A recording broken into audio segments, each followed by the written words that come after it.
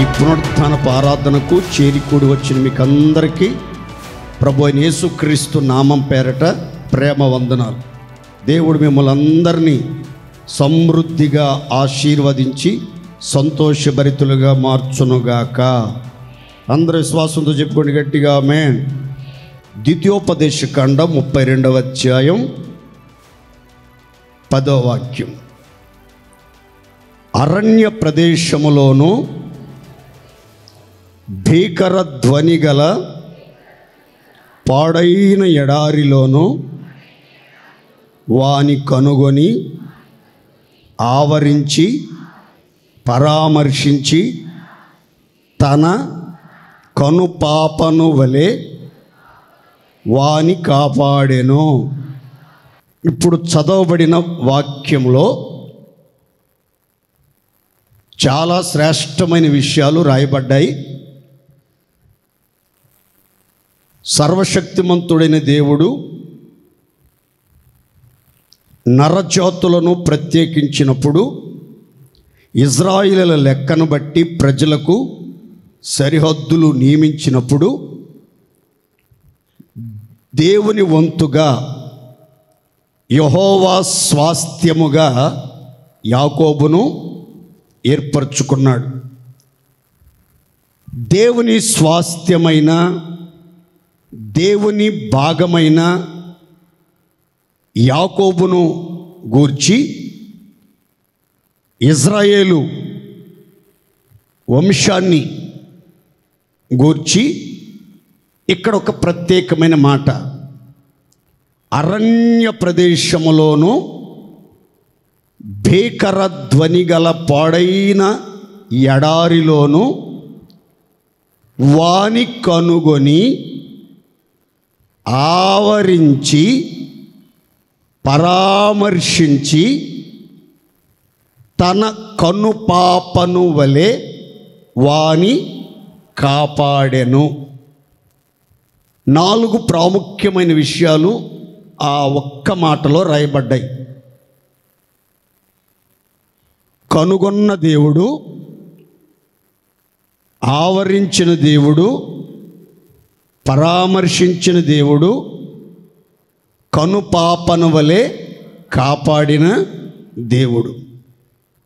ఎలాంటి పరిస్థితులలో, ఎలాంటి ప్రదేశాలలో ఉన్నటువంటి యాకోబు వంశాన్ని, దేవుని స్వాస్థ్యమైన ప్రజలను దేవుడు కనుగొన్నాడు, వారిని ఆవరించాడు, వారిని పరామర్శించాడు, వారిని కాపాడాడు, ఎలా నడిపించాడు, ఎక్కడికి ఎక్కించాడు, ఎలా పోషించాడు అనే ప్రాముఖ్యమైన వివరాలు ఆ అధ్యాయంలో మనం చదువుకుంటూ వెళ్తే కనబడతాయి. యేసుక్రీస్తు రక్తంతో కడగబడి పరిశుద్ధపరచబడి రక్షణయను స్వాస్థ్యాన్ని పొంది దేవుని సొత్తుగా ఏర్పరచబడిన వంశముగా పరిశుద్ధ జనాంగంగా మార్చబడి క్రీస్తు గుణాతిశయములను ప్రచురపరిచి దేవుని పిల్లలమైనటువంటి మన జీవితంలో కూడా కొన్ని సందర్భాలలో అరణ్య ప్రదేశంలో, అంటే ఎటు చూసిన గోతులు, ఎడారి, గాఢాంధకారం, అనావృష్టి, కరువు కాటకాలు, ఇరుకు ఇబ్బందులు, దరిద్రత, పేదరికము, సమస్యలు, సమాధానం లోపించడం, జనసంచారమైనను జన నివాస యోగ్యమైన స్థలాలైనా లేనటువంటి పరిస్థితుల్లో గుండా దేవుడు కొన్నిసార్లు మనల్ని నడిపిస్తాడు. యాకోబుని జనసంచారం లేని ప్రదేశంలో, నివాస స్థలాలు లేని ప్రదేశాలలో, నీడలేని ప్రదేశాలలో, నీళ్లు దొరకని ఎడారి ప్రాంతాలలో, అనావృష్టి కలిగినటువంటి ప్రదేశాలలో, నిర్జనమైన ప్రదేశం, నిర్మానుష్యమైనటువంటి ప్రాంతాల గుండా నడిపిస్తూ ఉన్నప్పుడు పలకరించేవాళ్ళు లేరట, పట్టెడన్నం పెట్టేవాళ్ళు లేరట, ఆశ్రయం ఇచ్చేవాళ్ళు లేరట, ఆదరించేవాళ్ళు లేరు. ప్రయాసపడి గాలివాన చేత కొట్టబడి ఆదరణ లేక అల్లాడిపోతూ అవస్థల వలయములో నలిగిపోతున్నటువంటి పరిస్థితిలో ఉన్నాడు యాకోబు. మన జీవిత పయనంలో కూడా రక్షించబడిన, వెలిగించబడిన, సన్నిధికి వస్తున్న, ప్రార్థనా శక్తితో నడిపించబడుతున్న కొన్ని సందర్భాల్లో మనకు అనిపిస్తుంది, నేను దేవుని సొత్తు కదా, నేను దేవుని స్వాస్థ్యం కదా, నేను దేవుని బిడ్డను కదా, దేవుని ఏర్పాటులో ఉన్న ప్రజానికాన్ని కదా, నన్ను ఎందుకు దేవుడు ఇంతగా పరీక్షిస్తున్నాడు, ఎలాంటి మార్గాలలో నడిపిస్తున్నాడు? ఎడారి మార్గం, ఎండమావులే కానీ నీటి ఓటలు కనబడతలేదు. హోప్లెస్, హోమ్లెస్, హెల్ప్లెస్, ఇలాంటి పరిస్థితుల గుండా నడిపించబడుతున్నాడు యాకోబు. నిరీక్షణకు ఆధారం లేదు, నిలవటానికి నీడ లేదు, సహాయ సహకారాలు అందించేవాళ్ళు లేరు. ఒంటరి వాడై చీకటిలో నడిపించబడుతూ, చుట్టూ కట్టిక చీకటి కమ్మేసింది, గాఢాంధకారం ఆవరించింది, భయంకరమైన గోతులు, ఎటు చూసినా ఏ వైపు చూసినా పలకరించే మనుషులు కనబడతలేదు. కనుచూపు మేర ఎడారి ప్రాంతమే, ఆ ఎడారిలో నీళ్లు కనబడతలేదు, కానీ ఎక్కడ చూసిన తాపకరమైన సర్పాలు, తేళ్ళు, బ్రహ్మదండి చెట్లు, ముళ్ళ తుప్పలు, భయంకరమైన ప్రతికూల పరిస్థితులు. ఆ పరిస్థితులలో ఉన్నటువంటి యాకోబునట దేవుడే, సర్వశక్తిమంతుడైన దేవుడే కనుగొన్నాడు, ఆవరించాడు, పరామర్శించాడు, పలకరించాడు, నేనున్నానని వెన్నుతట్టి ధైర్యపరిచి తన కనుపాపను ఒకడు కాపాడుకొనినట్లుగా యాకోబును కనుపాపవలే కాపాడాడు. దేవుని స్తోత్ర. సంతోషం చెప్పండి గట్టిగా హల్లెలూయా. ఆ తర్వాత పక్షిరాజు తన పిల్లలను రెక్కల మీద మోసినట్లుగా యాకోబును నడిపించడం మొదలుపెట్టాడు. భూమి యొక్క ఉన్నత స్థలముల మీదకి ఎక్కించడం ఆరంభించాడు. ఆ ఉన్నతమైన స్థలాలకు తీసుకెళ్ళిన తర్వాత శ్రేష్టమైనటువంటి పదార్థములతో పోషించి, బలపరిచి, ధైర్యపరిచి, ఘనపరిచినట్లుగా మనం చరిత్రలో గమనిస్తాం. ప్రియులారా, దేవుణ్ణి నమ్మినటువంటి ప్రజలను దేవుడు ఎప్పుడూ కాపాడుతూనే ఉంటాడు, ఎప్పుడు చేయి పట్టి నడిపిస్తూనే ఉంటాడు, ఎప్పటికైనా ఉన్నత శిఖరాలు ఎక్కిస్తాడు, అందరి మధ్యలో అందలంలో స్థిరపరుస్తాడు, అనేకులకు ఆశీర్వాదానికి ఆస్పదంగా నిలబెట్టగలిగిన సర్వశక్తిగల దేవుడే మనం ఆరాధిస్తున్న దేవుడు. దేవునికి స్తోత్ర. ఈ పూట నేను ఒక్క మాట మీతో పంచుకుంటాను. అదేంటంటే, అరణ్య ప్రదేశములోను భీకర ధ్వని గల పాడైన ఎడారిలోను యాకోబును ఆవరించిన దేవుడు. ఆవరించడం అంటే ఏంటి అని అంటే, బైబిల్లో రాసింది, చుట్టూ ఉన్న దేవుడు రౌండ్గా వాళ్ళ చుట్టూ వలయాకారంలో, వాళ్ళ చుట్టూ, వాళ్ళ ముందున్నాడు, వాళ్ళ వెనకున్నాడు, వాళ్ళ పైన ఉన్నాడు, వాళ్ళ క్రింద బాహువులు చాపి వారికి ఆధారంగా ఉన్నాడు. వాళ్ళ క్రింద బాహువులు చాపాడు, వారి పైన పరిశుద్ధ స్థలంగా నిలిచాడు, వారి ముందర నడుస్తూ ఉన్నాడు, వారి వెనక ఆయన సైన్య సమూహాలతో నిలిచాడు. మొత్తం మీద యాకోబు వంశం చుట్టూ, యాకోబు యొక్క జనాంగం చుట్టూ దేవుని స్వాస్థ్యముగా ఏర్పరచబడిన ప్రజలుగా ఉన్నటువంటి వారి చుట్టూ ఆయన వలయాకారములో వారి చుట్టూ వారిని ఆవరించి అద్భుత రీతిగా వారిని పరామర్శిస్తూ, కాపాడుతూ, నడిపిస్తూ, ఉన్నత స్థలాలకు ఎక్కిస్తూ, ఆశ్చర్యకరంగా వారిని మేపుతూ, ఆశ్రయమై, ఆధారమై, ఆరోగ్యమిచ్చి, అద్భుతాలు చేసి, అవసరాలు తీర్చి ఘనకార్యాలు జరిగించాడని బైబిల్ గ్రంథం చెప్తుంది. చూడండి, దేవుడు ఒక వ్యక్తిని, ఒక కుటుంబాన్ని, ఒక పట్టణాన్ని, ఒక సంఘాన్ని, ఒక సేవకుణ్ణి ఆవరించినప్పుడు జరిగే కార్యాలు ఎలా ఉంటాయి? దేవుడు తన భక్తులను, తన ప్రజలను ఎలా ఆవరిస్తాడు, ఎలా వారి చుట్టూ ఉండి నడిపిస్తాడు, కాపాడతాడు, ఘనకార్యాలు జరిగిస్తాడు అనే వివరాలు నేను మీతో చెప్తాను. జాగ్రత్తగా ఆలకించండి. చదువుకుందాం. చూడండి, 139వ కీర్తన 5వ శరణం. వెనకను ముందును నీవు నన్ను ఆవరించి ఉన్నావు, నీ చెయ్యి నా మీద ఉంచి ఉన్నావు. చప్పట్లు కొట్టి దేవుని మహిమపరచండి గట్టిగా.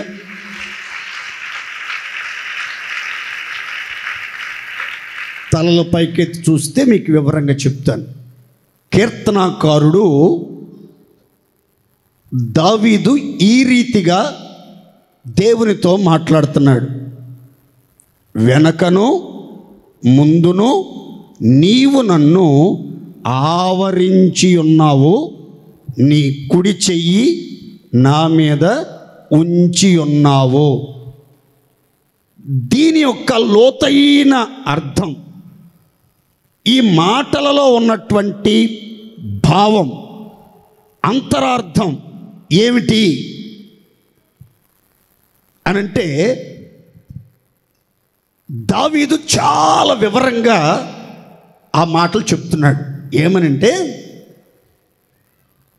వెనక ముందు ఆవరించి ఉన్నటువంటి దేవుడట మనం కూర్చోటం గమనిస్తున్నాడు, మన పడకను గమనిస్తున్నాడు, మనం నిలిచి ఉండటం గమనిస్తున్నాడు, మాట మన నోటికి రాకముందే మన మనస్సుని గుర్తిస్తున్నాడు, ఆకాశానికి ఎక్కి వెళ్తే అక్కడ కూడా ఉంటున్నాడు, అగాధ జలాలకు దిగి వెళ్తే అక్కడ కూడా ఉంటున్నాడు.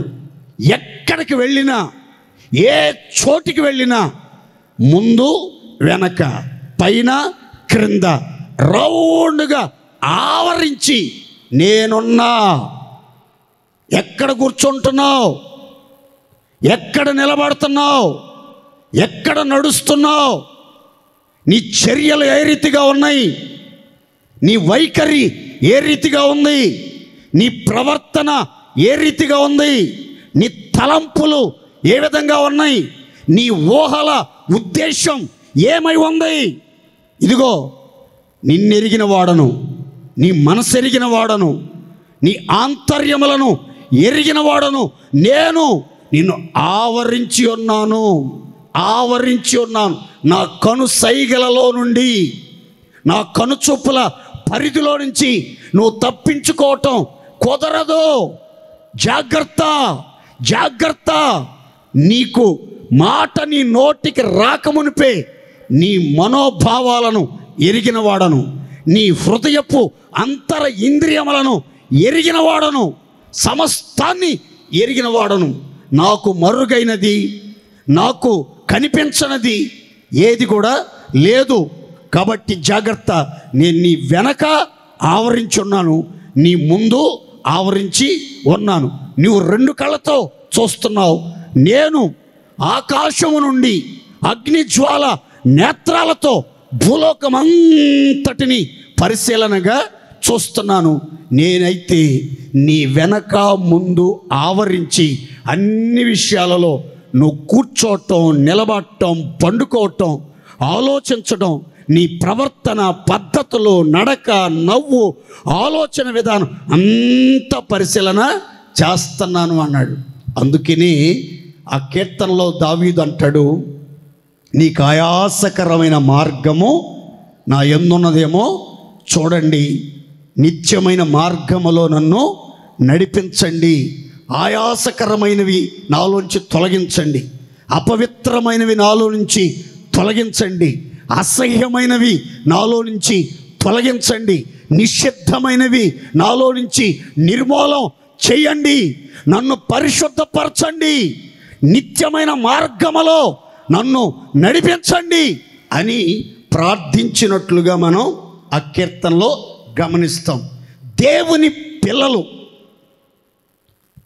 గుర్తుపెట్టుకోవాల్సిన మాట ఏంటంటే, నువ్వు దేవుని సొత్తుగా మార్చబడితే, క్రీస్తు రక్తంతో కడగబడి బాప్తిస్మం పొంది క్రీస్తుని ధరించుకుంటే, ఆత్మచేత ముద్రించబడి ఆయన ఆలోచన చేత నువ్వు నడిపించబడుతుంటే, మీరు గుర్తుపెట్టుకోవాల్సిన మాట, మీరు ఎక్కడున్నా, ఏ ప్రాంతంలో ఉన్నా దేవుడు నిన్ను కనుగొంటాడు, నిన్ను ఆవరించి ఉంటాడు. ఆయన ఉనికి, ఆయన దృష్టి, ఆయన హస్తం నీ మీద ఎల్లప్పుడూ ఉంటుంది. ఆయన చేతులు స్వర్ణగోళమయములు అని పరమగీతంలో రాయబడి ఉంటాయి. ఆయన కరములు, ప్రియుని కరములు స్వర్ణగోళమయము అని రాయబడి ఉంటుంది. ఆయన బంగారపు చేతులు స్వర్ణగోళంలాగా గుండ్రంగా వలయాకారంలో ఉన్నట్లుగా ఆయన బంగారపు చేతులతో ఆయన కౌగిలిలో మనల్ని భద్రం చేసుకుంటాడు. కాబట్టి మన జీవితం చాలా జాగ్రత్తగా ఉండాలి. మనల్ని మనం పవిత్రంగా కాపాడటానికి, పరిశుద్ధంగా కాపాడటానికి ఆయన మనలను ఆవరించి ఉన్న దేవుడు. దేవునికి స్తోత్ర. గట్టి చెప్పుకోండి హల్లెలూయా. మీరు కలలోనైనా మెలకువగా ఉన్నా, ఒంటరిగా ఉన్నా, జంటగా ఉన్నా, ఇంట ఉన్నా, సమాజంలో ఉన్నా, సంఘములో ఉన్నా, నువ్వు గుర్తుపెట్టుకోవాల్సిన మాట, నేను నమ్ముకున్న దేవుడు, నేను ఆరాధించే దేవుడు, నేను కొలిచే దేవుడు, నేను ప్రార్థించే దేవుడు నా వెనక ఆవరించి ఉన్నాడు, నా ముందు ఆవరించి ఉన్నాడు. కొంతమంది ముందు సంగతులే చూస్తారు, ముందు చూపే ఉంటుంది కానీ వెనక చూపు ఉండదు, వెనక చూపు ఉండదు. ముందు మాట్లాడేది ఒక మాట, వెనక మాట్లాడేది మరొక మాట. వీళ్ళ గ్రహించలేనిది ఏంటంటే, ముందు దేవుడు ఆవరించి ఉన్నాడని అనుకుంటారు కానీ వెనక కూడా దేవుడు ఆవరించి ఉన్నాడన్న సంగతి చాలామందికి తెలియదు. మనం గుర్తుపెట్టుకోవాల్సిన మాట ఏంటంటే, నీ వెనక దేవుడు ఆవరించే ఉన్నాడు, నీ ముందు దేవుడు ఆవరించి ఉన్నాడు, నీ పైన దేవుడు ఆవరించి ఉన్నాడు, నీ క్రింద కూడా దేవుడు ఆవరించి ఉన్నాడు. దేవునికి స్తోత్ర. గట్టిగా చెప్దాం హల్లెలూయా, హల్లెలూయా, హల్లెలూయా. చూడండి, కొందరి జీవితాలలో దేవుడు ఆవరించినట్లుగా గుర్తించలేనటువంటి పరిస్థితి. కానీ కొన్ని కుటుంబాలలో, కొందరి జీవితాల్లో మనం గమనిస్తే, కొందరు భక్తులు తమ వ్యక్తిగత అనుభవాలను ఈ రీతిగా పంచుకున్నారు. ఏమనంటే, మరణ పాశములు నన్ను ఆవరించాయి అని ఒక భక్తుడు అన్నాడు. మరొక భక్తుడు అన్నాడు, భాషాను బలమైన వృషభములు నన్ను ఆవరించాయి, కుక్కలు నన్ను చుట్టుముట్టాయి అని అన్నాడు. మరొక భక్తుడు అన్నాడు, వారి హృదయ ఆలోచనలను బట్టి వారి పట్టణములలో యుద్ధములు ఆవరించి ఉన్నవి. వారి హృదయపు యోచనలను బట్టి వారి పట్టణములను, వారి దేశములను, వారి కుటుంబాలను యుద్ధములు ఆవరించి ఉన్నాయి అన్నాడు. మరొక భక్తుడు అన్నాడు, నీళ్లు ఆవరించినట్లుగా మహాభయములు నన్ను ఆవరించి ఉన్నవి అని అన్నాడు. ఈరోజు మీరు ఆలోచించి చూడండి, మహాభయములు మిమ్మల్ని ఆవరించాయా? మరణ పాశాలు మిమ్మల్ని ఆవరించాయా? బలమైన భాషాను వృషభములు మిమ్మల్ని ఆవరించాయా? యుద్ధాలు మిమ్మల్ని ఆవరించాయా? కష్టాలు మిమ్మల్ని ఆవరిస్తున్నాయా? శ్రమలు మిమ్మల్ని ఆవరిస్తున్నాయా? శోధనలు మిమ్మల్ని ఆవరిస్తున్నాయా? వ్యాధులు మిమ్మల్ని ఆవరిస్తున్నాయా? కుటుంబ సమస్యలు మిమ్మల్ని ఆవరించి బయట పడలేని పరిస్థితుల్లో మీరు కృంగిపోయి అలనాడు అభిమన్యుడు పద్మవ్యూహంలో చిక్కుకున్నట్లుగా మీరు ఎన్నో వ్యూహాల మధ్యలో, ఎన్నో భయంకరమైన ఊర్ల మధ్యలో చిక్కుకొని బయటపడలేని పరిస్థితుల్లో ఉన్నారా? ఈరోజు ప్రభు మీతో మాట్లాడుతున్నాడు.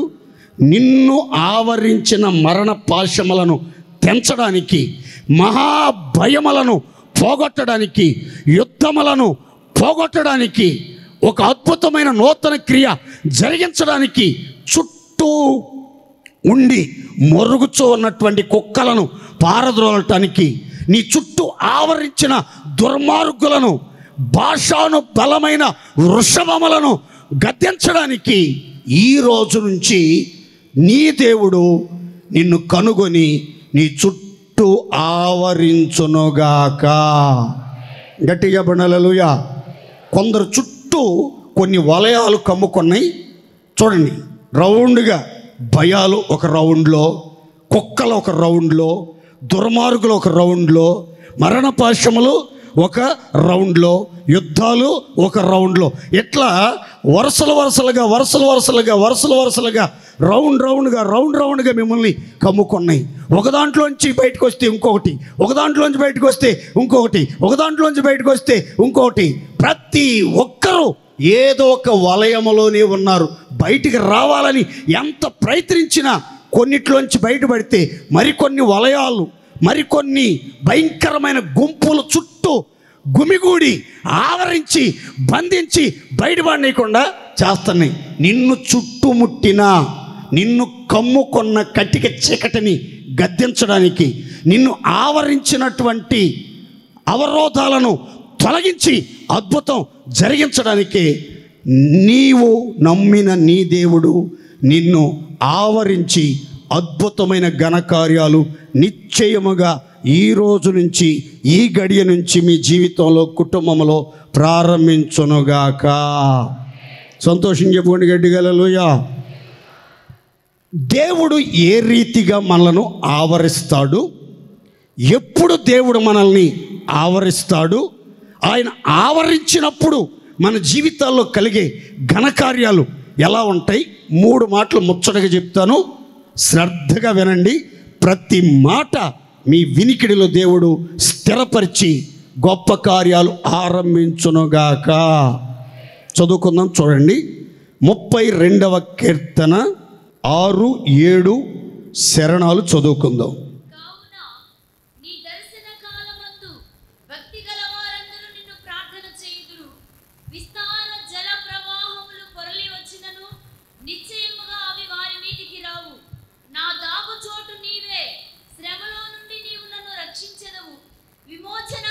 అండర్లైన్ చేసుకోండి. విమోచన గానములతో నీవు నన్ను ఆవరించదవుగాక. భక్తి గల వారందరూ దర్శన కాలములో నిన్ను ప్రార్థన చేయుదురు. విస్తార జల ప్రవాహాలు పొరలి వచ్చినను నిశ్చయముగా అవి వారి మీదకి రావు. నా శ్రమలో నీవు నన్ను రక్షిస్తావు, నా దాగుచోటు నీవు. విమోచన గానములతో నీవు నన్ను ఆవరించదవు. విమోచన, విడుదల, విజయము అనే మాటలు మీరు గుర్తుపెట్టుకోవాలి. ఈరోజు దేవుడు నీతో ప్రత్యేకంగా మాట్లాడుతున్నాడు. నీ మీదకి, నీ కుటుంబం మీదకి, నీ బిడ్డల మీదకి, నీ జీవనోపాధి మీదకి, నీ ఇంటి ఆవరణం మీదకి, నీ ఆత్మీయ జీవితం మీదకి ఎన్నో రకాల విస్తారమైన జల ప్రవాహాల లాంటి నిందలు, శ్రమలు, శోధనలు, అవమానాలు, ఊహించని ఆపదలు ఎన్నో ప్రవహిస్తున్నప్పుడు నీవు ఆ శ్రమల మధ్యలో తల్లడిల్లిపోతూ, కృంగిపోతూ, అధైర్యపడుతూ, అసహనానికి గురవుతూ ఉన్నావేమో. ఈరోజు ప్రభు చెప్తున్నాడు, నిశ్చయముగా నువ్వు ఏ పరిస్థితిలో ఉన్నా ఆయన నీకు దాగుచోటుగా ఉంటాడు. నీ శ్రమలన్నిటిలో నుంచి దేవుడు మిమ్మల్ని రక్షిస్తాడు. మిమ్మల్ని విమోచన గానములతో ఆవరించి మీరు అనుభవిస్తున్న, మీరు ఎదుర్కొనుచున్న, మీ మీదకి ప్రవాహంలాగా పారుతూ ఉన్నటువంటి శ్రమలన్నిటిలో నుంచి మీకు ఒక విడుదల, విజయము ఇప్పుడే అనుగ్రహించబడునుగాక. గట్టిగా చెప్పండి హల్లెలూయా. ఈ వాక్యాల్లో మీరు గమనించవలసిన మాట చెప్తాం చూడండి. భక్తి గల వారందరూ నిన్ను ప్రార్థన చేస్తారు. ఇప్పుడు చూడండి, శ్రమలు, శోధనలు, నిందలు, అవమానాలు, పోరాటాలు, ఊహించని ఉపద్రవాలు, ఆపదలు అనేవి భక్తుల మీదకి వస్తాయి, భక్తిహీనుల మీదకి వస్తాయి, అన్యజనుల మీదకి వస్తాయి, ఆత్మ సంబంధుల మీదకి వస్తాయి, పరిశుద్ధుల మీదకి వస్తాయి, పాపాత్ముల మీదకి వస్తాయి. అయితే ఎవరైతే రాబోతున్న శోధనను గుర్తించి, శ్రమలను గ్రహించి, విపత్తును గుర్తుపట్టి ఆ ప్రమాదంలోంచి తప్పించుకోవాలని, ఆ భయాల్లో నుంచి తప్పించుకోవాలని, ఉపద్రవాల్లో నుంచి బయటపడాలని కోరుకుని ప్రార్థన చేస్తారో వారి మీద కట ఎన్ని జల ప్రవాహాలు పొంగి పొరలు ప్రవహిస్తున్నా పొర్రపాటున వాళ్ళ మీదకి మాత్రం పొర్రపాటున రాకుండా దేవుడు ఆపుతాడు. దేవునికి స్తోత్ర. ఆయన దాగుచోటుగా ఉంటాడు. ఆ శ్రమల్లో నిన్ను దాస్తాడు అంతఃపురంలో.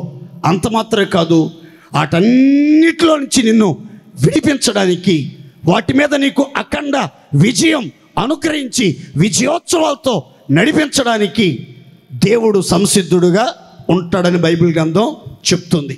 కనుక ప్రియులారా, విశ్వాస జీవితంలో భక్తులమి, పరిశుద్ధులమి, ప్రార్థనాపరులమి, విశ్వాసులమి, దేవుని ప్రియులైన పిల్లలమని చెప్పుకుంటున్న మన జీవితాల్లో ఎందుకు ఎదురవుతున్న శ్రమలో నుంచి మనం విడుదల పొందలేకపోతున్నాం? శ్రమల మీద మనకెందుకు విజయం అనేది లభించట్లేదు?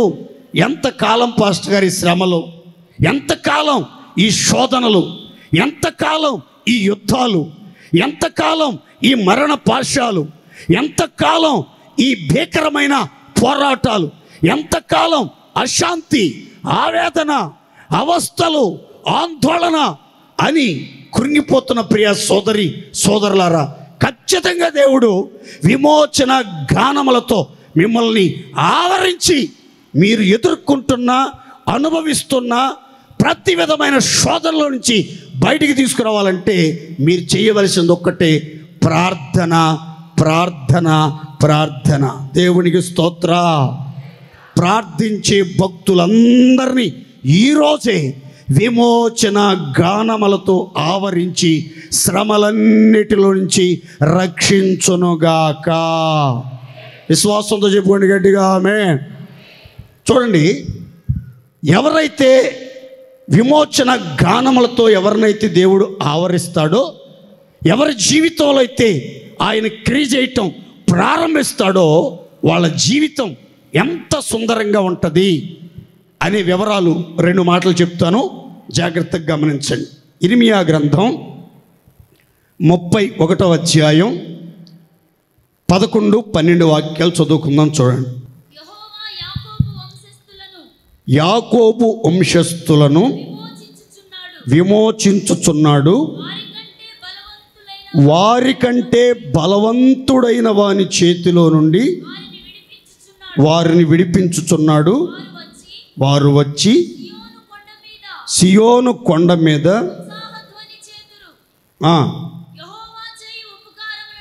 ఉపకారములను బట్టి, గోధుమలను బట్టి, ద్రాక్షారసమును బట్టి, తైలమును బట్టి,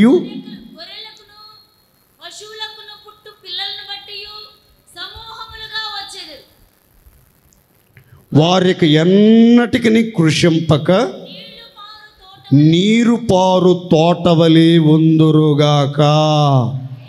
ఇక్కడ ఒక చక్కని మాట చెప్తాను, మీరు చూడండి.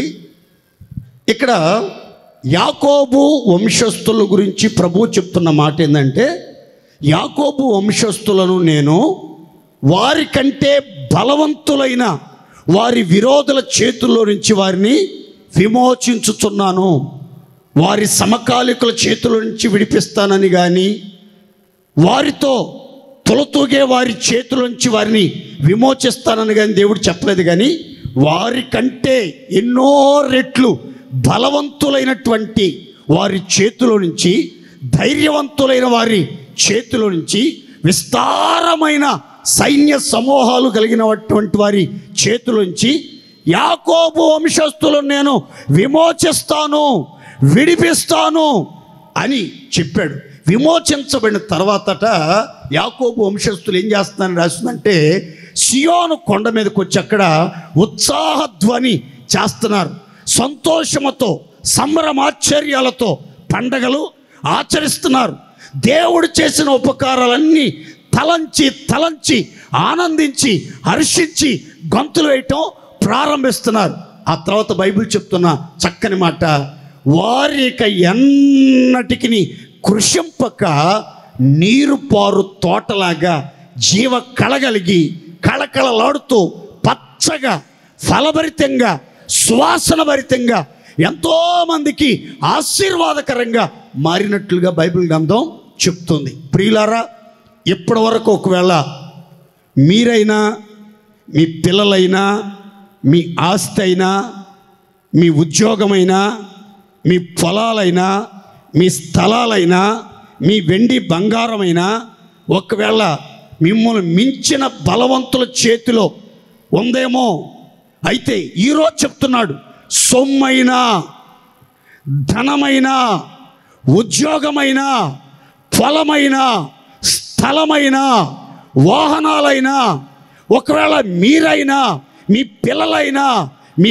భార్యలైనా, ఎవరి చెరలో ఉన్నా, ఎవరి కింద బంధించబడి విడుదల పొందటానికి వీలు లేని పరిస్థితుల్లో ఉన్నా సరే, ఈరోజే దేవుడు వాగ్దానపూర్వకంగా చెప్తున్నాడు, విమోచన గానములతో ఆవరించి మీకంటే బలవంతులైన వారి చేతుల నుంచి విమోచించునుగాక. విడిపించబడినటువంటి మీరు, మీ పిల్లలు ఇక మీదట ఎలా ఉంటారంటే, ఎన్నటికీ కృషింపక నీరు కట్టిన తోటలాగా, నీరు ప్రవహించే తోటలాగా పచ్చగా కళకళలాడుతూ చక్కగా ఎదుగుతూ ఆశీర్వాదకరంగా ఉంటారు. చాలామంది జీవితాలలో వాడిపోతున్న పరిస్థితులు, కృంగిపోతున్న పరిస్థితులు, కృషించిపోతున్న పరిస్థితులు చాలామందిలో మనం చూస్తాం.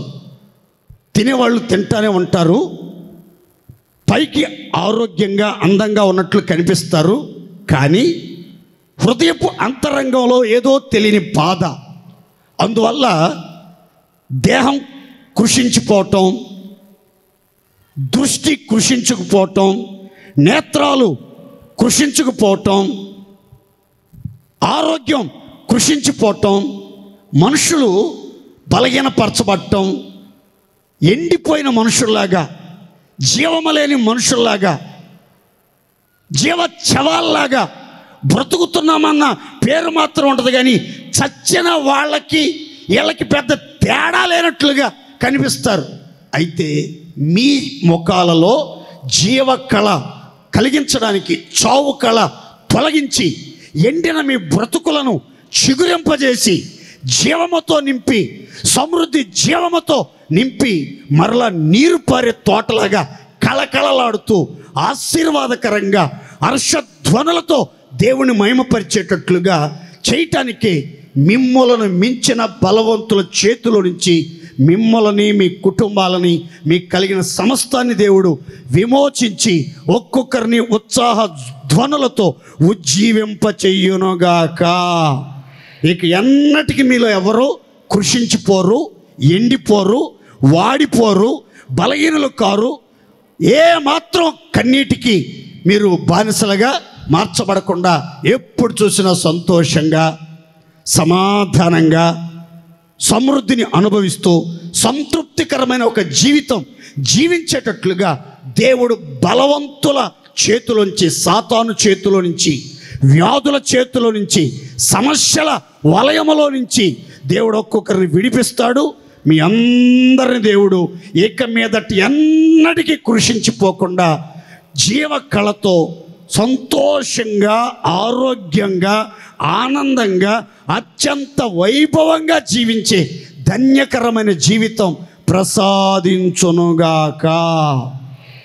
దేవుడు విమోచన గానాలతో ఆవరిస్తే కలిగే అద్భుతమైనటువంటి ఆశీర్వాదం ఏంటంటే, ఇక జీవితంలో మీరు కృషించరు, మీ దేహాలు కృషించవు, మీ కనుదృష్టి కృషించదు, మీకు కలిగినది ఏది కూడా కృషించిపోకుండా అద్భుతమైనటువంటి జీవముతో దేవుడు నింపి కళకళలాడేటట్లుగా కార్యాలు జరిగిస్తాడు.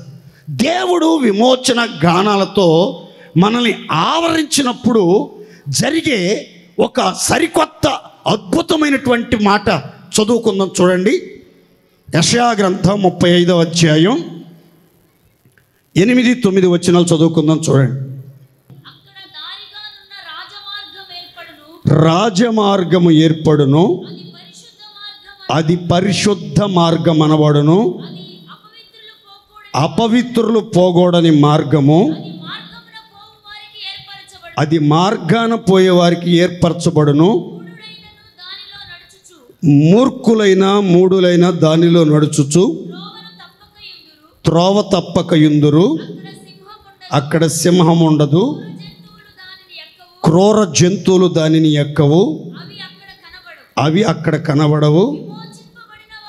విమోచింపబడిన వారే అక్కడ నడిచెదరు. యెహోవా విమోచించిన వారు పాటలు పాడుచు సియోనుకు తిరిగి వచ్చెదరు. వారి తలల మీద నిత్య ఆనంద సంతోషములు ఉండునుగాక. చప్పట్లు కొట్టి దేవుడు మహింపరుద్దాం గట్టిగా గట్టిగా. తలల పైకి చూస్తే చాలా శ్రేష్టమైన మాటలు నేను మీతో చెప్తాను.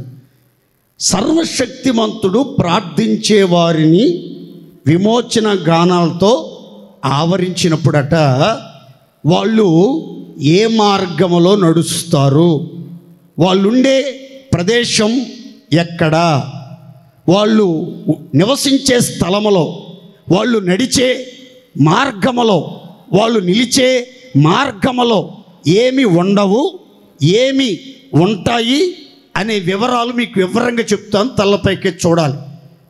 విమోచించబడిన వాళ్ళు నడిచేదానికి ఒక ప్రత్యేకమైనటువంటి రాజమార్గం ఏర్పరచబడుతుంది.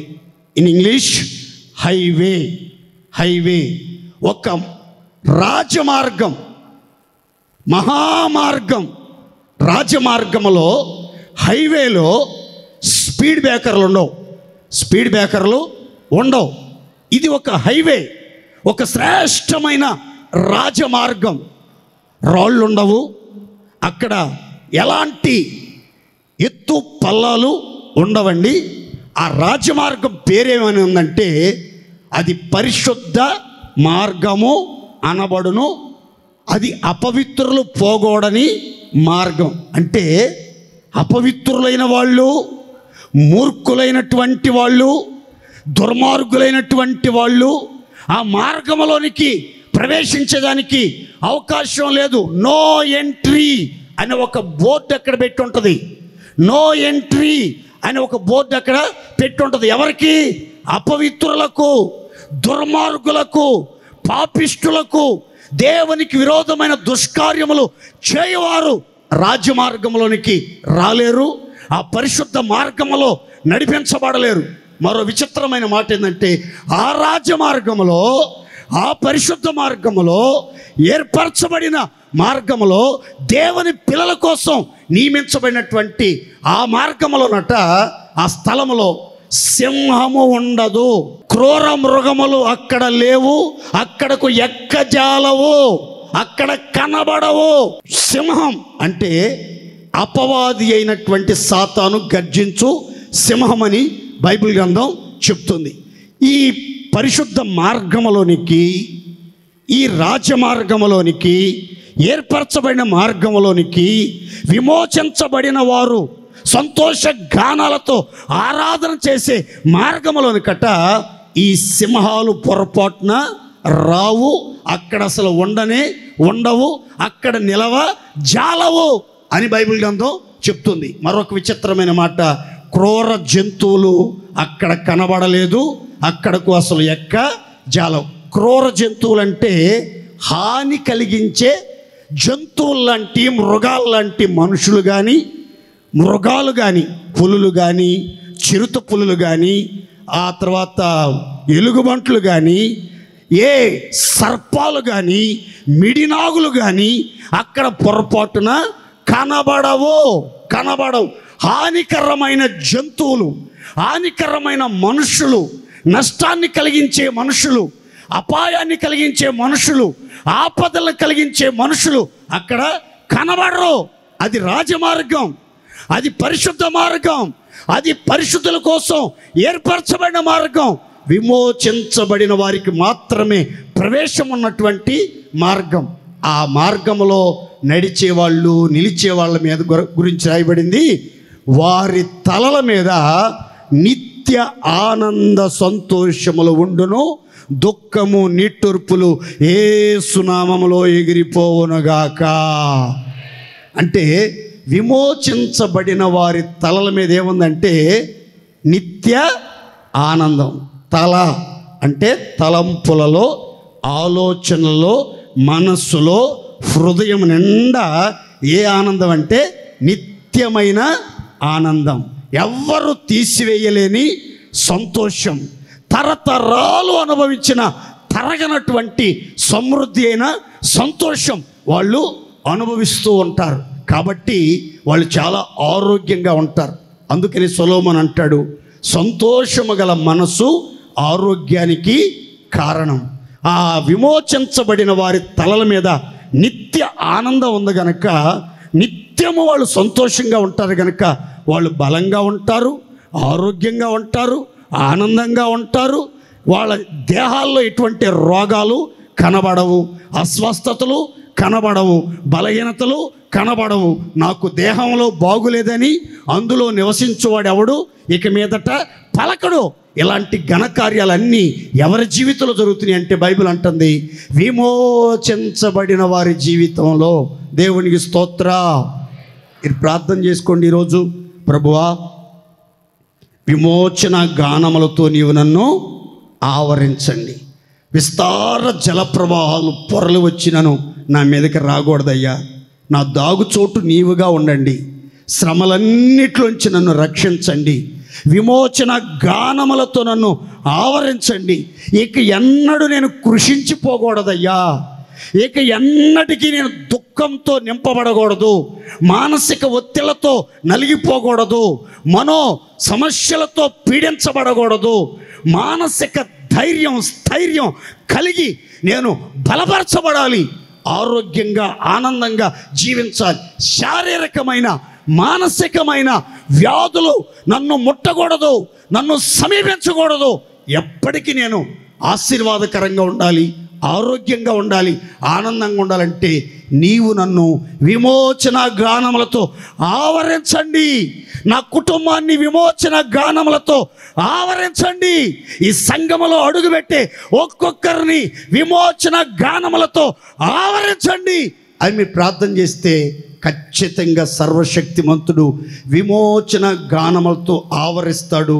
అద్భుతాలు ఇప్పుడే ఆరంభమగునుగాక.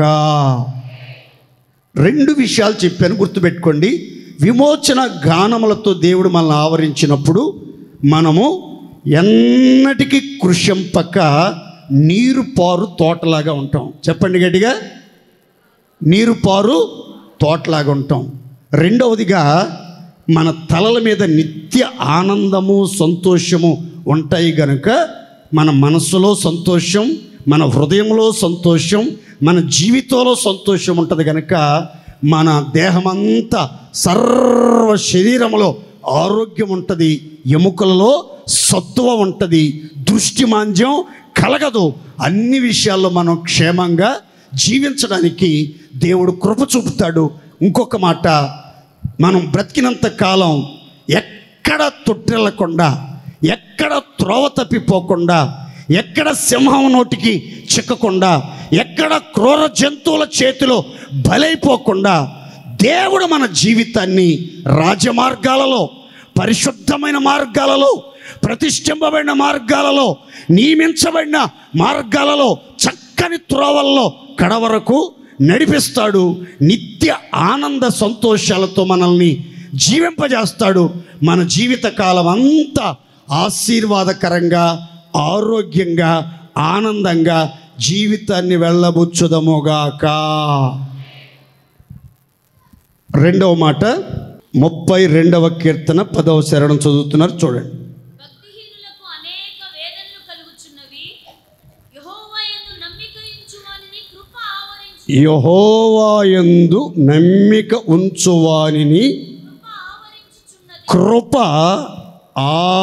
ఆవరించుచున్నది. దేవునికి మహిమ కలుగునుగాక. ఈ లేఖనంలో మనం గమనించాల్సిన మాట చూడండి. భక్తిహీనులకు అనేకమైన వేదనలు కలుగుచున్నవి. ఈరోజున చాలామంది ఎన్నో వేదనలు, ఎన్నో శ్రమలు, ఎన్నో ఇబ్బందులు, ఎన్నో రకాలుగా దుఃఖపడుతున్నారు, ఎన్నో రకాల సమస్యలతో నలిగిపోతున్నారు. కారణం ఏంటో మనకు అర్థం కాదు.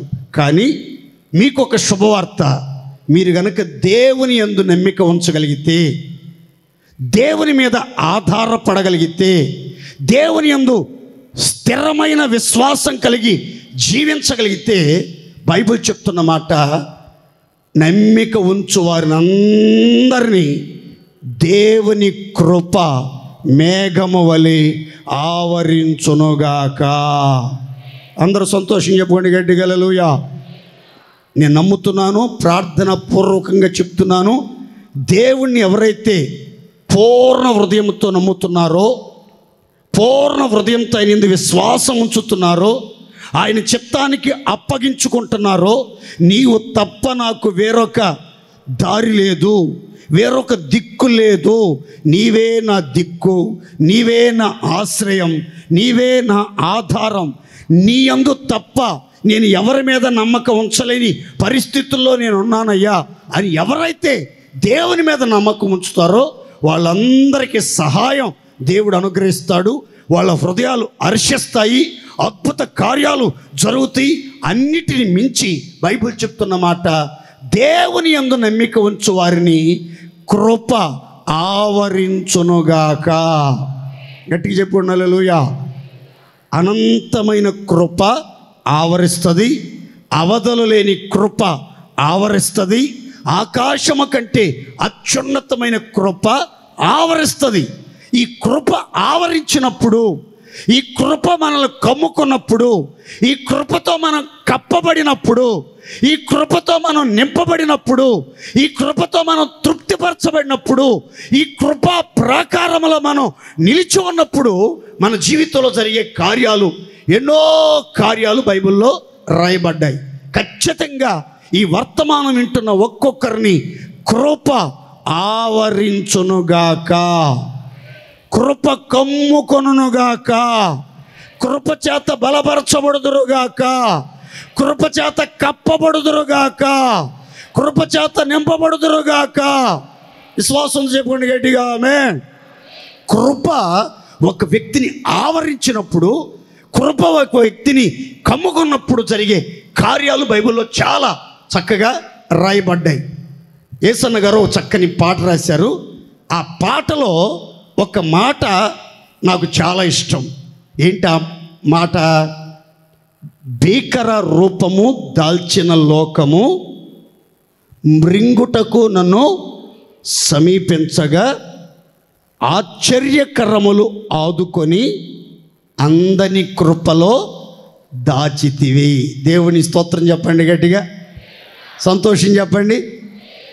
ఈ లోకమట భీకర రూపం దాల్చి ఆత్మీయ జీవితంలో రక్షించబడిన వారిని, పరిశుద్ధులైన వారిని, వైరాగ్యముతో నడిపించబడుతున్న వారిని, దేవునికి సన్నిహితంగా సమీపంగా జీవిస్తున్న వాళ్ళని మింగటానికి, అపవిత్రతలో పొర్లించడానికి, అల్పకాల పాప భోగాలను రుచి చూపించడానికి, మాయా ప్రపంచంలోనికి నెట్టుకుని వెళ్ళటానికట లోకం ఎన్నో రీతులుగా ప్రయత్నిస్తూ ఉందట. ఎంతోమంది ఆ లోక ఆకర్షణలకు లొంగిపోయి, వంగిపోయి, పడిపోయి, పతనమైపోయి, జీవితాన్ని చిందర వందర చేసుకుని నవ్వుల పోలై బజారుకి ఏడ్చబడుతున్నారు. అయితే భీకర రూపము దాల్చి మింగుటకు ప్రయత్నిస్తున్న ఈ లోకములో మనం పడిపోకుండా, లోకాశల్లో పడిపోకుండా మనల్ని తప్పించడానికట ఆశ్చర్యకరమైన హస్తాన్ని చాపి దేవుడు ఏం చేస్తున్నాడంటే అందరి కృపలో మనం దాచిపెడుతున్నాడు. దేవుడి స్తోత్ర. మీ అందరి కృప ఆవరించునుగాక. విశ్వాసంతో చెప్పండి గట్టిగా ఆమేన్. హల్లెలూయా. ఈ కృప ఆవరించినప్పుడు, ఈ కృపతో మనం కప్పబడినప్పుడు, ఈ కృపతో మనం దాచబడినప్పుడు, ఈ కృప ప్రాకారములో మనం భద్రపరచబడినప్పుడు, కృపగల దేవుడు, కృపా సత్య సంపూర్ణుడు, దయాదాక్షిణ్య పూర్ణుడైన దేవుడు మన చుట్టూ ఆవరించి ఉన్నప్పుడు మన జీవితంలో జరిగే కార్యాలు ఎలా ఉంటాయి? 2 మాటలు నేను మీతో క్లుప్తంగా చెప్తాను, చదువుకుందాం. చూడండి. 21వ కీర్తన 7వ శరణం. రాజు యెహోవా యందు నమ్మిక ఉంచుచున్నాడు, సర్వోన్నతుని కృప చేత అతడు కదలకుండా నిలుచును. దేవునికి మహిమ కలుగునుగాక. ఇక్కడ ఒక చక్కని మాట రాయబడింది చూడండి. రాజు యెహోవా యందు నమ్మిక ఉంచుచున్నాడు. రాజు అంటే నేను మీకు చాలాసార్లు చెప్పాను, రాజు అంటే రక్షింపబడిన వారు. రాజు అంటే అంధకారములో నుంచి ఆశ్చర్యకరమైన వెలుగులోనికి వచ్చిన వాళ్ళందరూ కూడా రాజులైన యాజక సమూహం, రక్షించబడిన దేవుని పిల్లలు, వెలుగు సంబంధులైన దేవుని ప్రజలు దేవుని మీద నమ్మకం ఉంచారట. అందుకని ఆయన యందు నమ్మిక ఉంచిన వారందరినీ సర్వోన్నతుని కృప ఆవరించి ఏం చేస్తుందని రాస్తుందంటే వారిని కదలకుండా స్థిరపరుచుచు అన్నది. దేవునికి మహిమ కలుగునుగాక. ఈరోజు ఈ వర్తమానం వింటూ ఉండగా సర్వోన్నతుని కృప ఒక్కొక్కరిని ఆవరించునుగాక. సర్వోన్నతుని శక్తి మిమ్మలను కమ్ముకొనుగాక. సర్వోన్నతుని శక్తి మిమ్మను కమ్ముకొనుగాక. సర్వోన్నతుని శక్తి చేత మీరు నింపబడుదురుగాక. ఎవరినైతే సర్వోన్నతుని కృప ఆవరిస్తుందో, సర్వోన్నతుని శక్తి కమ్ముకుంటుందో వాళ్ళట కదిలించబడరు.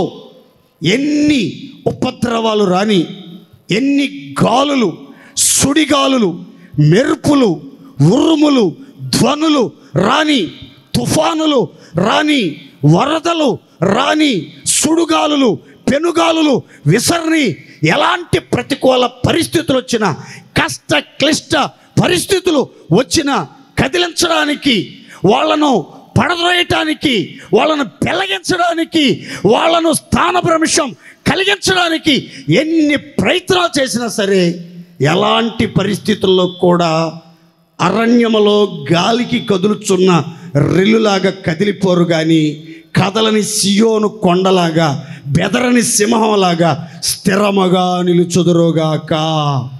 గట్టిగా చెప్పండి హల్లెలూయా. దేవుని పిల్లలైనటువంటి వాళ్ళు గాలికి కదిలే రెల్లులాగా ఉండకూడదు, కదలని సియోను కొండలాగా ఉండాలి. ఎప్పుడు కూడా స్థిరంగా నిలిచి ఉండాలి. శోధనలు వస్తూ ఉంటాయి, పోతూ ఉంటాయి. మీ జాగ్రత్త గుర్తుపెట్టుకోండి. దేవుని పిల్లలనే వాళ్ళు ఒక చేత్తో విజయాన్ని పట్టుకోవాలి, మరొక చేత్తో అపజయాన్ని తట్టుకుంటూ సముదాయించుకుంటా జీవించాలి. జయాన్ని పట్టుకోవాలి, అపజయాన్ని తట్టుకోవాలి. అప్పుడే మనం నిలబడగలుగుతాం. విజయ శిఖరము వైపు నెమ్మదిగా ముందుకు సాగి విజయ పతాకం ఎగరవేయగలుగుతాం. దేవునికి స్తోత్ర. చాలామంది విజయం వరించినప్పుడు సంతోషిస్తారు, సంబరాలు చేసుకుంటారు. అమ్మో ఇలా ఆనందానికి అవధులు ఉండవు. అపజయం వచ్చినప్పుడు, అవమానం వచ్చినప్పుడు, అనారోగ్యం వచ్చినప్పుడు తల్లడిల్లిపోతారు, కృంగిపోతారు, అధైర్యపడిపోతారు. ఇక సణుగులే సణుగులు, గొణుగులే గొణుగులేక.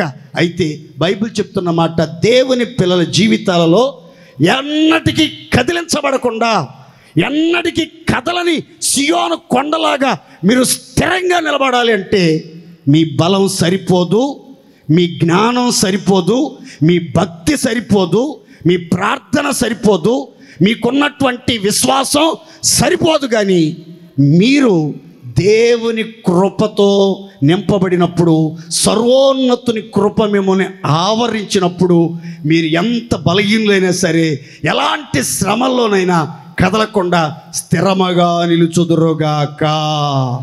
గట్టిగా చెప్పండి, అర్థమైన వాళ్ళందరూ గట్టిగా చెప్పండి. హల్లెలూయా, హల్లెలూయా. మనం బలహీనం కావచ్చు, కానీ మనల్ని ఆవరించిన కృప మనల్ని బలపరిచినప్పుడు మన భీకరమైన గొప్ప కార్యాలు చేయగలుగుతాం. కనుక ప్రియులారా, మీ జీవితంలో చీటికి మాటికి అడుగులు తడబడుతున్నాయా? మాటి మాటికి పడిపోవటం, సొలొమోను చెప్పినటువంటి సామెతను చెప్పుకోవటం ఏమని, నీతిమంతులు 7 మారులు పడిపోయినా ఆడు పడిపోయాడు. ఎవడు? సొలొమోను పడిపోయాడు. ఆడు పడిపోయాడని ఆ సామెత రాస్తే ఆడు రాసిన సామెత చదువుకుని, నీతిమంతులకి పడిపోవటం అనేది సహజమే. పడిన కెరటం పైకి లేవకుండా ఉంటుందా? నేను కెరటం లాంటి వ్యక్తిని, మామూలు వ్యక్తిని కాదు. ఏ నాటికైనా లేస్తాను, మరలా ఉధృతంగా ప్రవహిస్తాను అని చెప్పుకోవడం కాదు. అసలు పడిపోకుండా ఉండాలి, స్థిరంగా నిలబడాలి, దేవుని కృపలో కాపాడబడాలి అనంటే నీవు నీ బలం మీద ఆధారపడి, నీ జ్ఞానం మీద ఆధారపడి, నీ మంది మార్బలం మీద, నీ శక్తి యుక్తుల మీద, నీ ఉద్యోగం మీద, నీ రాబడి మీద, నీ కుటుంబం మీద, నీ వంశస్థుల మీద, నీ కులస్తుల మీద, నీ మతస్థుల మీద, నీ ప్రాంత నివాసుల మీద ఆధారపడి ఆత్మీయ జీవితంలో ఊగిసలాడుతూ ఉన్నావేమో, అడుగులు తడబడుతున్నాయేమో.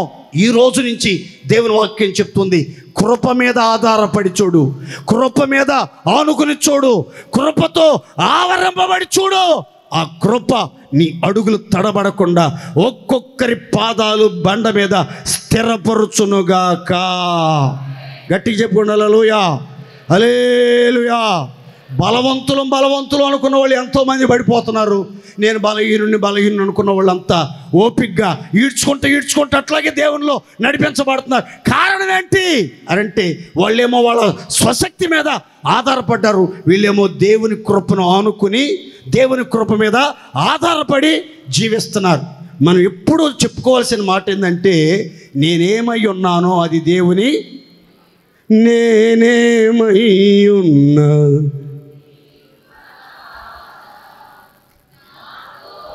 చాలు. భక్తులారా, ఒక్క మాట మీతో చెప్తాను, జాగ్రత్తగా వినండి. Grace is free but not cheap. Grace is free but not cheap. కృప అనేది అందరికీ ఉచితంగా అనుగ్రహించబడేది, అర్హత లేని వారికి కూడా అనుగ్రహించబడేది. అంత మాత్రాన కృప చౌకబారుది కాదు, చవక కాదు, ఉచితం కానీ చవక మాత్రం కానే కాదు. కృప 2 రకాలు, general grace, special grace. General grace, special grace. సాధారణమైన కృప, ప్రత్యేకమైన కృప. సాధారణమైన కృప అంటే ఏంటంటే, వర్షం వచ్చిందనుకోండి, అది భక్తుల మీద కురిసిద్ది, భక్తిహీనుల మీద కురిసిద్ది. భక్తులుండే పట్టణాల్లో కురిసిద్ది, భక్తిహీనులుండే పట్టణాల మీద. సూర్య రశ్మి, సూర్యుడు ఉదయించినప్పుడు నీతిమంతుల మీద ఉదయిస్తాడు, దుర్మార్గుల మీద ఉదయిస్తాడు. మీరు తెల్లవారుజామున 4 గంటలు లేచి ప్రభువా సూర్యుడు తూర్పునే ఉదయించాలి ప్రభువా, సూర్యుడు తూర్పునే ఉదయించాలి ప్రభువా అని మీలో ఎవరైనా ప్రార్థన చేశారా? మీరు చేసినా చేయకపోయినా సూర్యుడు తూర్పునే ఉదయిస్తాడు. అది జనరల్ గ్రేస్. అదేంటది? ఏంటి చెప్పరు? జనరల్ గ్రేస్ అది. కానీ స్పెషల్ గ్రేస్ అని చూడండి. ఇది మాత్రం భక్తులకు మాత్రమే, దేవుని యందు నమ్మిక ఉంచిన వారికి మాత్రమే, ప్రార్థించే వారికి మాత్రమే, దేవుని వైపు చూచేవారికి మాత్రమే, దేవుని మీద ఆనుకుని ఆధారపడి జీవించే వాళ్ళకి మాత్రమే అనుగ్రహించబడేదే ప్రత్యేకమైన కృప. దేవునికి స్తోత్రం కలుగునుగాక. అందరూ చెప్పుకోండి గట్టిగా హల్లెలూయా. ఈరోజు ఈ మాటలు వింటున్న మీ మీద ఒక ప్రత్యేకమైన దైవ కృప అధికముగా దిగవచ్చునుగాక. అందరూ ఆ కృప చేత తృప్తిపరచబడి ఒక్కొక్కరు స్థిరపరచబడుదురుగాక. మీలో ఎవ్వరి పాదాలు తడబడకుండా కాపాడబడునుగాక, ఎవ్వరి అడుగులు చిక్కబడకుండానుగాక, ఎవ్వరి పాదాలు తొట్టుపడకుండా నా దేవుడే ఒక్కొక్కరి పాదములను కాయునుగాక. ఆమేన్. ఇది ప్రార్థన చేసుకోవాలి ప్రతిరోజు.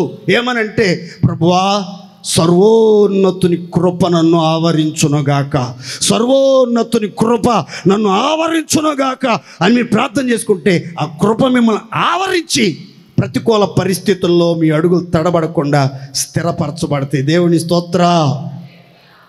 మోషే లాంటి భక్తుడు ఈ రీతిగా మాట్లాడాడు. ఏమనంటే, నా హృదయములో విచారములు హెచ్చగా, నా హృదయములో విచారములు హెచ్చగా నా కాలు జారెనని నేను అనుకొనగా. అంటే మన జీవితంలో విచారాలు అధికమైనప్పుడు, బాధలు అధికమైనప్పుడు, కష్టాలు అధికమైనప్పుడు, సమస్యలు అధికమైనప్పుడు, ఊహించని ప్రతికూల పరిస్థితులు తారసపడినప్పుడు ఎంతటి బలవంతులైన పరిశుద్ధుల పాదాలైనా సరే జారిపోయే అవకాశం ఉంటాయి. అప్పుడే రాసిన కీర్తన ఏంటో తెలుసా? నీ కృప నన్ను బలపరచుచు నా పాదములను జారిపడకుండా స్థిరపరిచెను. దేవునికి స్తోత్ర. సంతోషం చెప్పండి గట్టిగా హల్లెలూయా. మీ జీవితంలో పాదాలు జారిపోతున్నాయా? పెద్దలు ఒక మాట అన్నారు. ఏమంటే, కాలు జారిన తీసుకోవచ్చు అంట, నో జారితే తీసుకోలేమంట. అందుకని మాటికి కాలు జారుతూ ఉండదు కొంతమందికి. అదేమంటే, ఈ కాలు పుట్టినప్పుడు నుంచి కొంచెం వీక్ అండి, ఈ కాల్లో కొంచెం నరాలు కొంచెం వీక్గా ఉండయండి అని అందుకని జారుతుందండి ఈ కాలు. నా మాటనండి, జారకుండా ఉండేటట్లుగా మీ పాదాలు దేవుని కృప మీద ఆధారపడితే ఆ జారిపోతున్న పాదాలను కృప నిలబెట్టి స్థిరపరిచి ఎక్కడ పడిపోయి నలుగురు మధ్యలో నవ్వుల పాలు కాకుండా కాపాడబడతాం. దేవునికి స్తోత్రం చెప్పండి గట్టిగా హల్లెలూయా. విచిత్రం చెప్పమంటారా?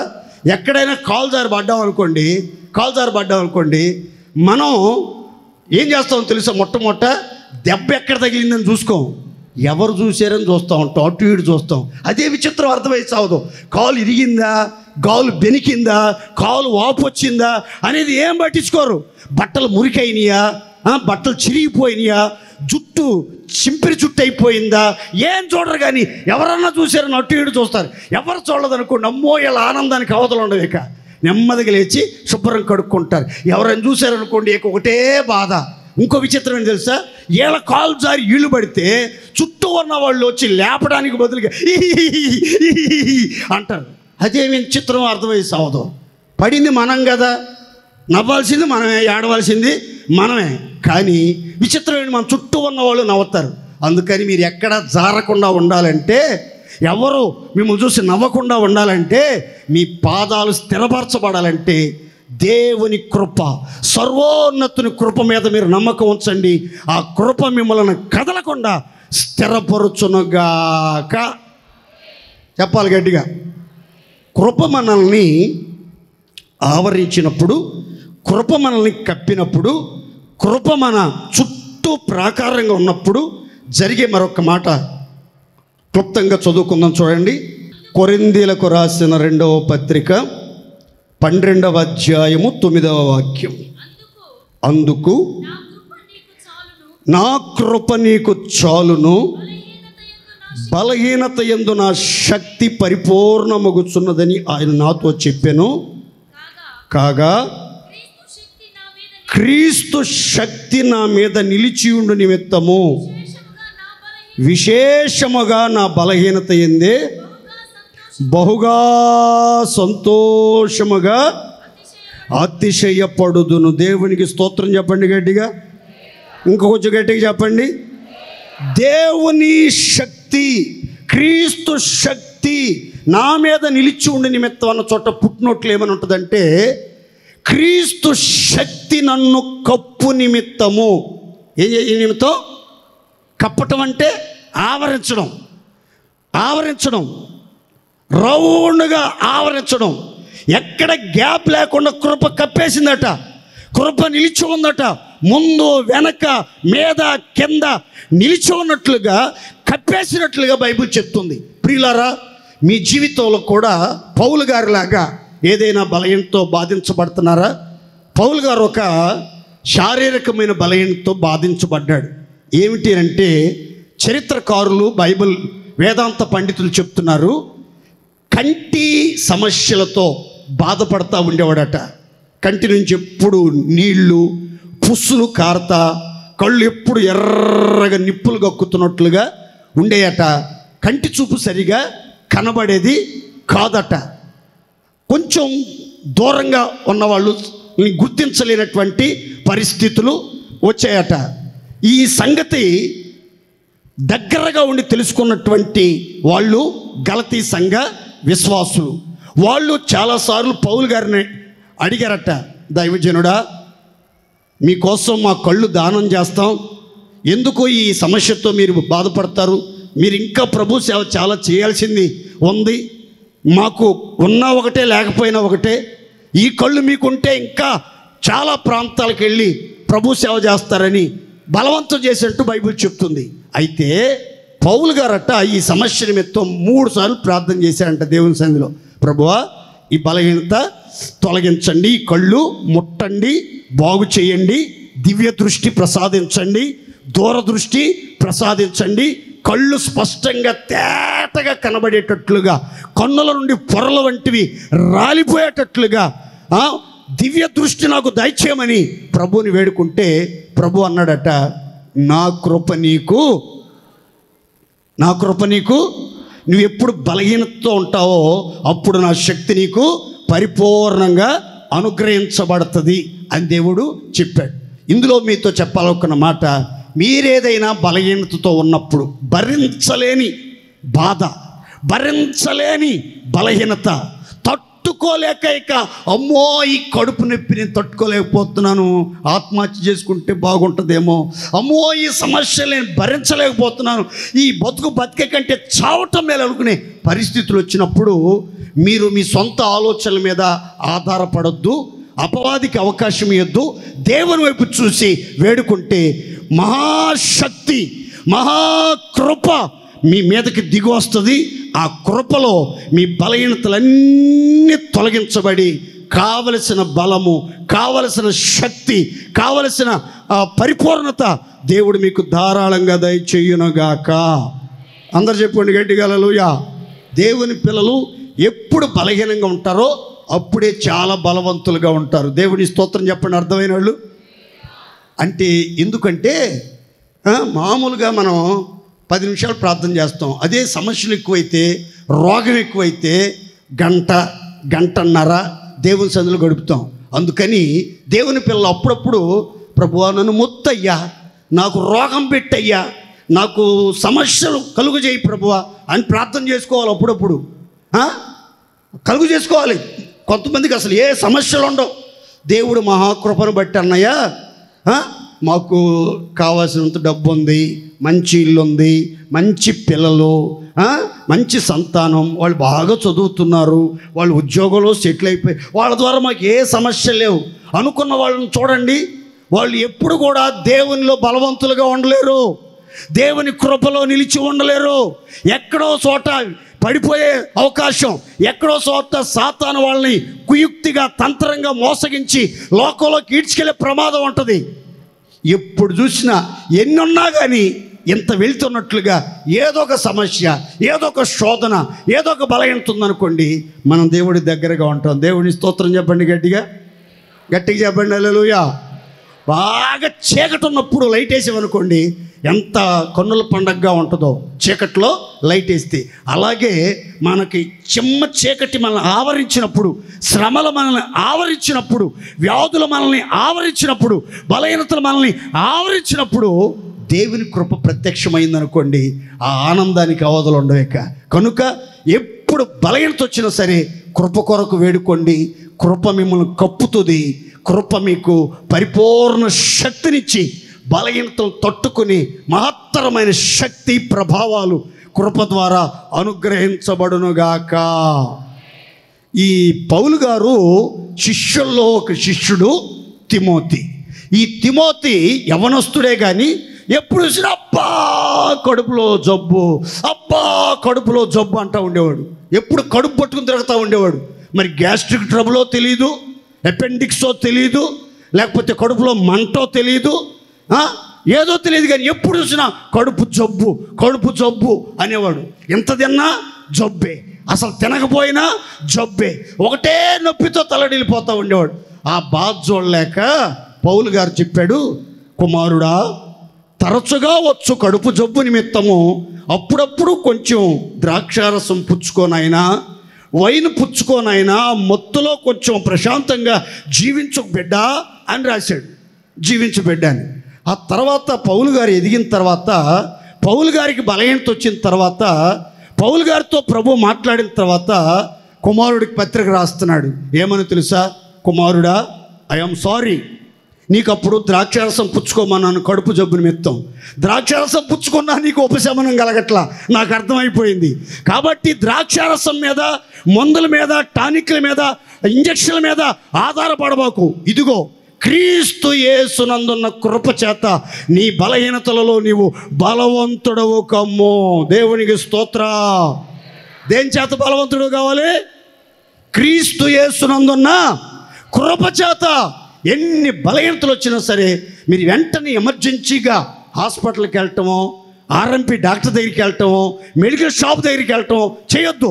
కృప మీద ఆధారపడండి, కృపతో నింపబడండి, కృపతో తృప్తిపరచబడండి. కృప ఆవరించేదానికి దేవుని మీద నమ్మకం ఉంచండి. నీవెంతగా దేవుని మీద నమ్మకం ఉంచుతావో అంతగా దేవుని కృప ఒక్కొక్కరిని ఆవరించునుగాక. మొదట చెప్పాను, భక్తి కలిగి ప్రార్థించే వారిని అందరినీ విమోచన గానాలతో ఆవరిస్తాడని. రెండో చెప్పాను, యెహోవా యందు నమ్మిక ఉంచు వారందరినీ కృప ఆవరిస్తుంది. మూడో మాట చెప్పి నేను ముగిస్తాను. చూడండి, హెబ్రీ పత్రిక 12వ అధ్యాయం 1వ వాక్యం. ఎంత గొప్ప సాక్షి సమూహము మేఘము వలె మనలను ఆవరించినందున మనము కూడా ప్రతి భారమును, సులువుగా చిక్కులుబెట్టు పాపమును విడిచిపెట్టి విశ్వాసమునకు కర్తయు దానిని కొనసాగించువాడనైన యేసు వైపు చూచుచు మన ఎదుట ఉంచబడిన పందెములో ఓపికతో పరిగెత్తుదాము. యేసు క్రీస్తు తన ఎదుట ఉంచబడిన ఆనందము కొరకై అవమానమును నిర్లక్ష్యపెట్టి సిలువను సహించి దేవుని సింహాసనము యొద్దకు కుడి పార్శ్వమునకు హెచ్చింపబడ్డాడు. దేవునికి స్తోత్ర. అందరు చెప్పండి గట్టిగా హల్లెలూయా. ఇక్కడ ఒక చిన్న మాట చెప్పి నేను ముగిస్తాను. చూడండి, మూడో మాట గుర్తుపెట్టుకోండి. ఎంత గొప్ప, నోరు తెరిచి చెప్పాలి గట్టిగా, ఎంత గొప్ప సాక్షి సమూహము మేఘము వలె మనలను ఆవరించి, ఇక్కడ మీరు గుర్తుపెట్టుకోవాల్సిన మాట సాక్షి సమూహం. సాక్షులు ఎవరు మీకు చెప్తాను చూడండి. ఒక మాట తలపైకే చూడాలి. విశ్వాసమును బట్టి పెద్దలు సాక్ష్యము పొందిరి. విశ్వాసమును బట్టి పెద్దలు సాక్ష్యము పొందిరి. విశ్వాసమును బట్టి హేబేలు శ్రేష్టమైన అర్పణ అర్పించెను. విశ్వాసమును బట్టి హేబేలు నీతిమంతుడని సాక్ష్యము పొందెను. విశ్వాసమును బట్టి హేబేలు మృతుడై ఇప్పుడు మరలా మనతో మాటలాడుచూ ఉన్నాడు. దేవునికి స్తోత్రం కలుగునుగాక. ఇక్కడ విశ్వాస వీరుల జాబితా అంతా రాస్తా వచ్చాడు. ఆ విశ్వాస వీరుల్లో యేసుక్రీస్తును కూడా చెప్తున్నాడు దైవజనుడు పౌలు. యేసుక్రీస్తు విశ్వాసానికి కర్త అని చెప్తున్నాడు. ఈ విశ్వాస వీరులంతా ఇప్పుడు రక్షించబడి నిత్య జీవాన్ని సిద్ధపరచబడుతూ పునాదులు కలిగిన పట్టణం కోసం ఎదురు చూస్తున్నటువంటి దేవుని పిల్లల చుట్టూ ఆ విశ్వాస వీరులంతా ఎలా ఆవరించున్నారంటే బైబిల్ చెప్తుంది మేఘంలాగా ఆవరించున్నారు. దేవుని స్తోత్ర, గట్టి చెప్పండి హల్లెలూయా. అందులో ఒక విశ్వాస వీరుడు మేఘంలాగా ఆవరించిన విశ్వాస వీరుడి పేరు ఏంటంటే హేబేలు. ఏం పేరండి? హేబేలు. ఈ హేబేలు గురించి 4 మాటలు. హేబేలు విశ్వాసంతోనే సాక్ష్యం పొందాడు. విశ్వాసంతోనే శ్రేష్టమైన బలి అర్పించాడు. విశ్వాసంతోనే నీతిమంతుడని సాక్ష్యం పొందాడు. విశ్వాసంతోనే మృతి పొంది కూడా మరలా మాట్లాడటం ప్రారంభించాడు. ఆ విశ్వాస వీరులు మన చుట్టూ మేఘంలాగా ఉన్నారు కనుక మనం కూడా విశ్వాసం ద్వారా మనము సాక్ష్యము కలిగి జీవించుదముగాక. గట్టిగా చెప్పండి ఆమేన్. చూడండి ప్రియులారా, ఇక్కడ యేసుక్రీస్తు గురించి ఒక మాట చెప్పి నేను ముగిస్తాను. చూడండి, మన చుట్టూ విశ్వాస వీరులు ఉన్నారు మేఘంలాగా ఆవరించి. వారిలో ప్రథముడు విశ్వాసానికి కర్త యేసుక్రీస్తు మన చుట్టూ కూడా విశ్వాసంతో మనల్ని ఆవరించాలని, విశ్వాసంతో మనల్ని నింపాలని, విశ్వాసములో మనల్ని స్థిరపరచాలని, విశ్వాసమునకు కర్త అయిన యేసు వైపే మనం చూస్తూ ఓపికతో మనం పరిగెత్తాలని ఆశపడుతూ ఈ పూట మనతో మాట్లాడుతున్నారు. ప్రియమైన దేవుని బిడ్డలారా, ఇది విశ్వాస యాత్ర. ఇది విశ్వాస యాత్ర. ఈ యాత్రలో మనం ఆఖరి శ్వాస వరకు మనం విశ్వాసాన్ని కాపాడుకోవాలి. విశ్వాసాన్ని కాపాడుకోవాలి. విశ్వాస సంబంధమైన మంచి పోరాటం పోరాడాలి. విశ్వాసములో స్థిరముగా నిలిచి ఉండాలి. ఎవ్వరు కూడా విశ్వాసాన్ని వదిలిపెట్టొద్దు. విశ్వాసము లేని దుష్ట హృదయం ఎవరిలో కనబడకూడదు. మనమందరం కూడా ఆఖరి శ్వాస వరకు విశ్వాసం కలిగి ఉండాలి. మన పితరులు అవిశ్వాసము వలన, అవిధేయత వలన, అపవిత్రత వలన పడిపోయిరి, ప్రవేశింపలేకపోయిరి అని బైబిల్ గ్రంథం చెప్తుంది. కనుక మనలో ఏ ఒక్కరూ అవిశ్వాసము వలన, అవిధేయత వలన, అపవిత్రత వలన ఎవ్వరూ ఆత్మీయ జీవితంలో పడిపోకూడదు. సులువుగా చిక్కులు పెట్టి పాపంలో కానీ ప్రతి విధమైన భారం కింద కానీ పడి నలిగిపోకూడదు. మనం దృష్టి ఎప్పుడు కూడా విశ్వాసానికి కర్త యేసు వైపే మనం చూడాలి. శిలువ వైపే చూడాలి. త్యాగశీలి వైపే చూడాలి. ఓర్చుకున్న పునరుద్ధానుని వైపే మనం దృష్టి పెట్టి ఓపికతో మన పరుగును తుదముట్టించాలి. పౌలు చెప్తున్నాడు, మంచి పోరాటం పోరాడాను, నా పరుగును తుదముట్టించాను, విశ్వాసాన్ని చెప్పాలి గట్టిగా, విశ్వాసాన్ని. ఈ ఆత్మీయ యాత్రలో మన చుట్టూ ఆవరించి ఉన్నటువంటి పరిశుద్ధులు విశ్వాస వీరులను చూస్తూ వాళ్ళ అడుగు జాడలను వెంబడిస్తూ కడవరకు మనం విశ్వాసాన్ని కాపాడుకోవాలి. క్రైస్తవ జీవితానికి అసలు సిసలైన మంచి పునాది ఏంటంటే విశ్వాసం. విశ్వాసం. మీలో ఎవరైనా దేవుణ్ణి చూశారా? పరలోకం చూశారా? ఆ పరలోకంలో దేవుని యొక్క వైభవాన్ని చూశారా? చాలామంది చూడలేదు. ఓకే, అయితే యేసుక్రీస్తు కూడా చెప్పాడు, ఓ తోమా నువ్వు చూచి నమ్మావు, చూడక నమ్మిన వాళ్ళు ధన్యులు. అవిశ్వాసివి కాక, చెప్పాలి గట్టిగా, విశ్వాసివై ఉండు. మీలో ఎవ్వరు దేవుని చూసినా పర్లేదు, చూడకపోయినా పర్లేదు. దేవుని రాజ్యాన్ని చూసినా పర్లేదు, చూడకపోయినా పర్లేదు. దేవుని శక్తిని అనుభవించినా పర్లేదు, అనుభవించకపోయినా పర్లేదు. మీరు గాఢంగా నమ్ముతున్నారు దేవుడు ఉన్నాడు, ఆయన పేరే యేసుక్రీస్తు అనే దేవుడు. దేవుని స్తోత్ర. ఆయన లోక కళ్యాణం కోసం రక్తం కార్చాడు, ప్రాణం పెట్టాడు, సమాధిలో పెట్టబడ్డాడు, మరణపు ముళ్ళు విరిచి తిరిగి లేచాడు, సంచరించాడు, 40వ రోజు ఎత్తబడ్డాడు, 50వ రోజు ఆత్మను కుమ్మరించాడు. ఆయన త్వరగా పరిశుద్ధుల కోసం రాబోతున్నాడు. ఆయన మన కోసం శిల్పిగా, నిర్మాణకుడుగా, శ్రేష్టమైన పట్టణం, పునాదులు కలిగిన పట్టణం, నిలవరమైన పట్టణం నిర్మిస్తున్నాడని ఎవరైతే హృదయపూర్వకంగా విశ్వసిస్తారో వాళ్ళ జీవితం ఎంతో ఆశీర్వాదకరంగా ఉంటుంది. మీ గుర్తుపెట్టుకోండి, మీ చుట్టూ విశ్వాస వీరులు ఎప్పుడు మీ కన్నుల ఎదుట మెదులుతూ ఉండాలి. మీ చుట్టూ ఒక మేఘంలాగా విశ్వాస వీరుల యొక్క చరిత్రలు తిరుగుతూ ఉండాలి.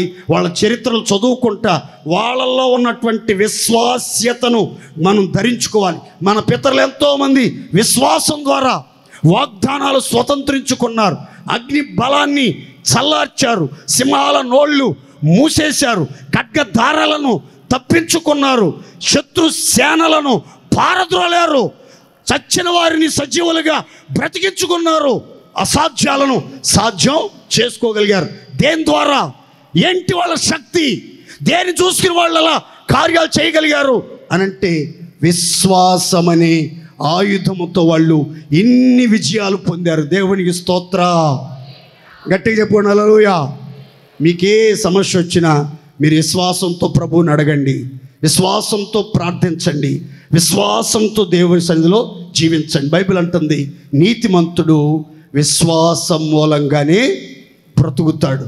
మనం బ్రతికేది విశ్వాసంతో. మనం బ్రతికిన 4 రోజులు విశ్వాసంతో బ్రతకాలి, విశ్వాసం ద్వారా విజయాన్ని స్వతంత్రించుకోవాలి. అందుకని బైబిల్ చెప్తుంది దేవుని మూలంగా పుట్టిన వాళ్ళందరూ లోకాన్ని జయిస్తారు. లోకాన్ని జయించిన విజయము చెప్పరే. మన లోకాన్ని జయించిన విజయం ఏంటది? విశ్వాసం. లోకాన్ని జయించండి, పాపాన్ని జయించండి, సాతాన్ని జయించండి, వ్యాధుల్ని జయించండి, సమస్యల్ని జయించండి. జయించిన వారమై తండ్రితో కూడా దేవుని సింహాసనాన్ని చేరుకుందాం. మూలవాక్యంలోకి వస్తున్నాను, గుర్తుపెట్టుకోండి.